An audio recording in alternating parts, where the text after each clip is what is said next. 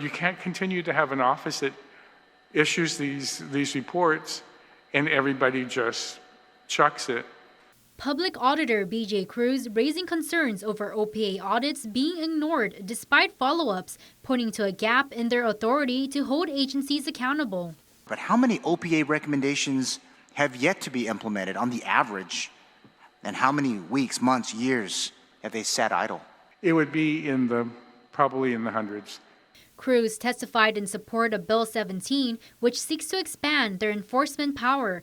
Bill author Senator Sabina Perez. It is unacceptable for agencies to disregard the public's trust by avoiding implementing potentially beneficial suggestions. Bill 1738 clarifies the public auditor's authority to petition the court when agencies ignore audit recommendations without valid justification. Cruz is concerned about revenue loss, saying major tax leakage resulting from ignored audits should be addressed, especially with federal funding uncertainty. Within the next few days, the OPA will be issuing a performance audit on liquor tax collections. You know that there's lots of liquor and you keep wondering why, when you look at the collection, it's practically nothing.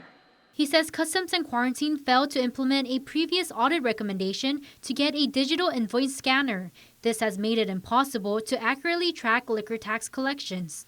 When we started this audit, they had to pull 16 officers off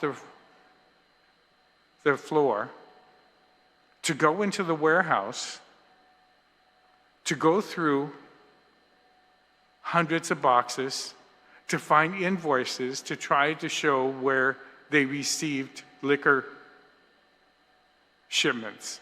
It's impossible to say how much actually came in, how much was put on the shelves, how much went to the military, how much was exported to the outer islands, and how much was collected. We have no idea because that's not been done.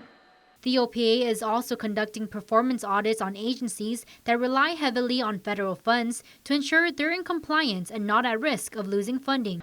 Because we don't want the Homeland Security to be a problem that's in other departments. A similar bill was introduced last term but was vetoed by the governor. Mitsuki Hirayama, KUAM News.